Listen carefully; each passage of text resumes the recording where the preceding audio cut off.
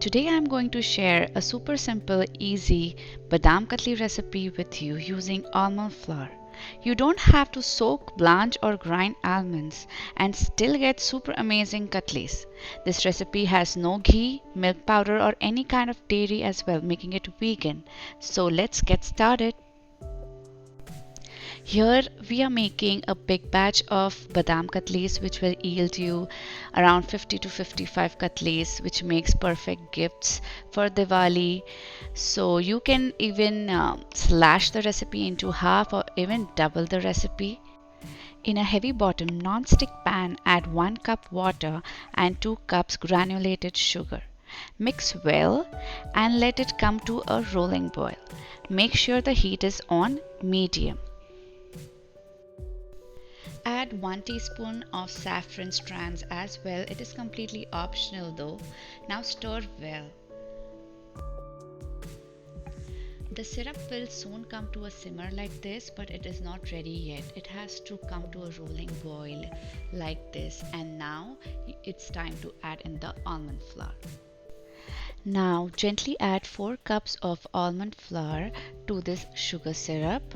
Mix well and cook for like 5 to 7 minutes until everything comes together.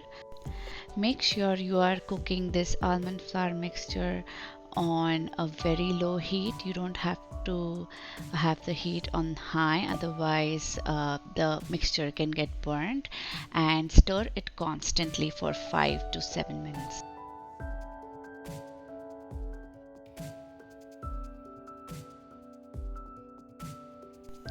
Midway add around 1 teaspoon of ground cardamom and half tablespoon of coconut oil. Coconut oil is optional, but it can help keep your katlis softer even if you store it in the fridge later on.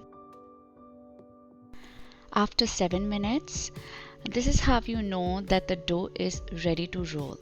Carefully spoon out a bit of mixture and cool it on a plate for a few seconds. Now grease your fingers with some oil and try to roll the dough between your fingers.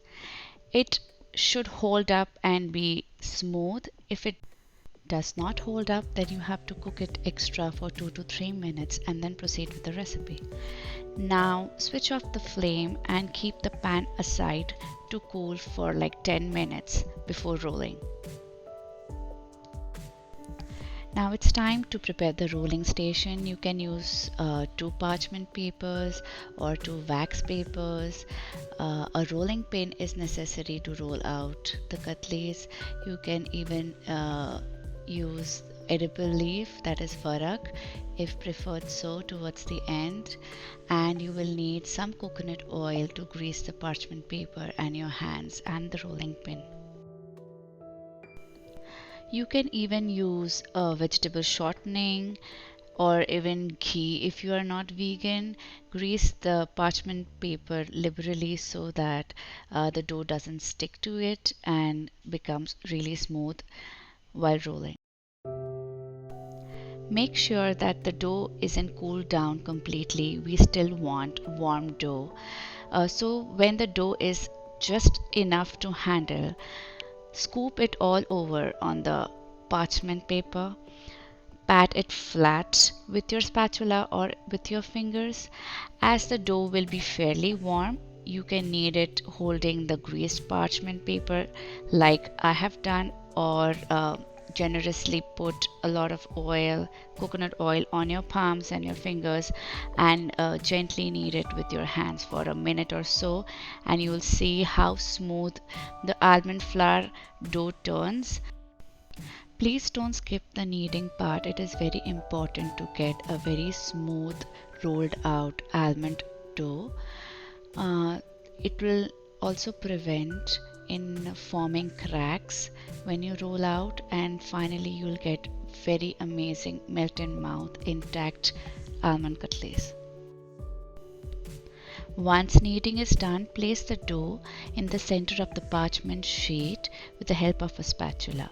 Now place another parchment sheet on the top and gently pat it down with your fingers to flatten it a bit. Next, roll it into long, oval or a rectangular shape. Make sure you keep rolling evenly. You don't want thick or thin sides of the burfis. Roll approximately quarter inch, or you can even do half-inch thickness if you desire so.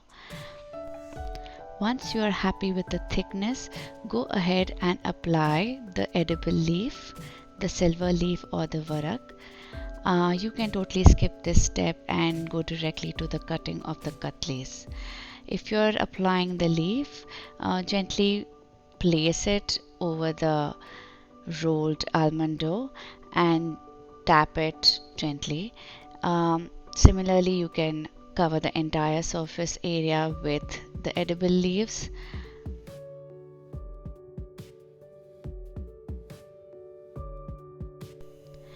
You can use a greased pizza cutter like a ruler or a very sharp long knife to gently cut out the katlis. You can keep a distance of like 1 inches. Cut out diagonal first and then cut out horizontally, or you can cut out diagonal and then again cut out diagonal. You can even cut them out in squares. The choice is completely yours. Any shape, these katlis are downright delicious.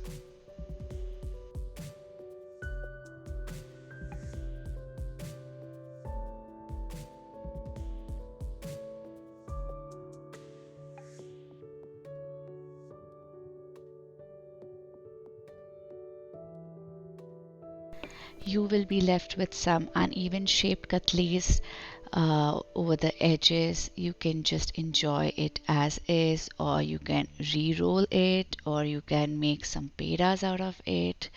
It doesn't matter, just eat it, it is so good. Let the rolled dough dry for at least 10 minutes before attempting to taking off the katlis. This will prevent them from breaking and be more firm. These badam katlis are now ready to eat. Enjoy it with your family and friends. You can even store it in a airtight container on room temperature or in the fridge, or even freeze it for later use. All the information on the recipe, the tips and storage information is given in the blog link, which I have mentioned in the description box below. Do subscribe to my channel. Thanks for watching.